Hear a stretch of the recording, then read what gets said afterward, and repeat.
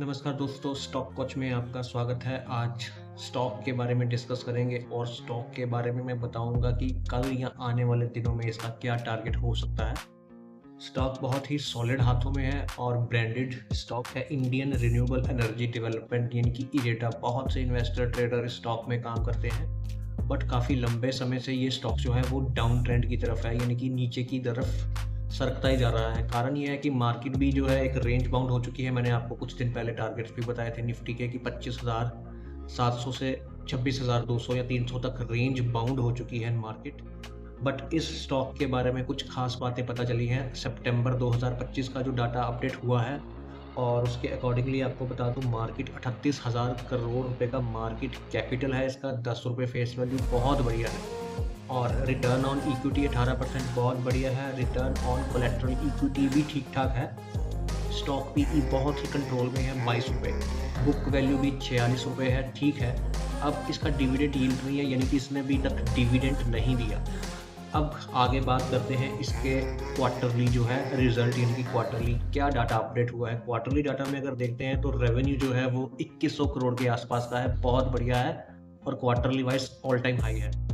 Interest भी जो है कुछ बढ़ा हुआ है, 1213 करोड़ रुपए है। इम्प्रूवमेंट आ सकती है। नेक्स्ट बात करते हैं प्रॉफिट की। प्रॉफिट जो है 706 करोड़ का कंपनी दर्शा रही है। 34% जो है मार्जिन है, बहुत बढ़िया मार्जिन कहा जाता है 34% का। और प्रॉफिट बिफोर टैक्स जो है तकरीबन 700 करोड़ के आसपास है। तो बता देता हूँ कि नेट जो earning per share quarterly base पर जो है वो 1.95 रुपीज़ है, यानी कि एक शेयर के पीछे इनको 1 रुपया 95 पैसे का जो है प्रॉफिट हो रहा है।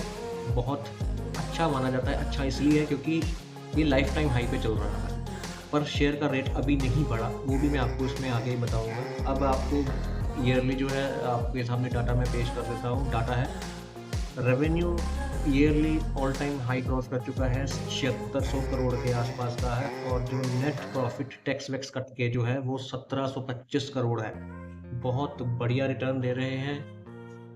कंपनी के फंडामेंटल्स बहुत ही ज़्यादा स्ट्रॉन्ग है। 6 रुपये 28 पैसे का जो है earning per share yearly base पर काउंट किया गया है, जो पिछले 2 सालों में 3 गुना बढ़ चुका है। बहुत अच्छे रिटर्न्स आपको इन फ्यूचर में ये कंपनी जो है वो देने वाली है। और इक्विटी कैपिटल में थोड़ी सी निराशा आने वाली है, क्योंकि इक्विटी कैपिटल जो है वो 785 करोड़ से बढ़कर 2800 करोड़ हो गई है 4 साल में, यानी कि 4 साल में तकरीबन चार गुना हो चुकी है।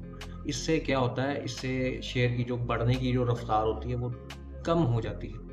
और जो एसेट्स हैं वो 4 साल में 3 गुना हो चुके हैं, 88,000 करोड़ के एसेट्स हो चुके हैं। ये भी बहुत पॉजिटिव पॉइंट है। ओवरऑल देखा जाए तो सिर्फ एक इक्विटी कैपिटल और एक कैश फ्लो माइनस में होना ही इस शेयर का नेगेटिव पॉइंट है।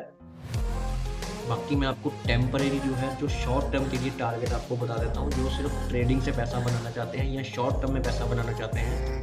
पहला टारगेट होगा इस शेयर का 155 रुपये से लेके 160 रुपये का।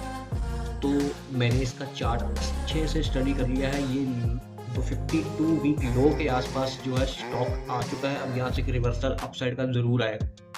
तो जो शॉर्ट टर्म में पैसा गेन करना चाहते हैं वो तो इस स्टॉक को बाय करके थोड़ा सा अपना पैसा बना सकते हैं। एकदम ज़्यादा पैसा लगा के ये स्टॉक बाय मत कीजिएगा, डिप्स पे बाय कीजिएगा।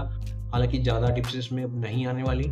और जो लॉन्ग टर्म के लिए इसको इन्वेस्ट करना चाहते हैं इसमें, तो उनके लिए तो ये 24 कैरेट गोल्ड के समान साबित होने वाला है। यहाँ से ये कहीं भी जा सकता है। 500 रुपये भी कम टारगेट है इसका, अगर आप इसको लॉन्ग टर्म के लिए होल्ड करके रखते हैं। तो मैं आपको हमेशा लास्ट वीडियोस में बताता था कि जो लॉन्ग टर्म होता है वो अगर हम बैंक की एफडी के साथ कंपेयर करते हैं तो कम से कम उतना पीरियड तो आपको एक शेयर को ज़रूर रखना चाहिए, क्योंकि आपकी बैंक की एफडी 6 से 7% ब्याज दे रही है। तो ये आपको कितना ब्याज देता है वो आपको 12 साल में पता लग जाएगा, क्योंकि 12 साल में बैंक का पैसा डबल होता है अगर आप एफडी करवाते हैं तो शेयर होल्डिंग पैटर्न की बात कर ले, बहुत ही सुपीरियर है। 71% प्रमोटर के पास है। फॉरेन इन्वेस्टर ने हालांकि कुछ इसमें ज़रा सी होल्डिंग जो है वो सेल की है, बट वो भी जो सेल हुई है वो आपकी जो डोमेस्टिक इन्वेस्टर्स जो हैं, हमारे जो म्यूचुअल फंड हाउसेस हैं, इंश्योरेंस कंपनीज हैं या बैंकिंग सेक्टर हैं, ये उन्होंने बाय किया।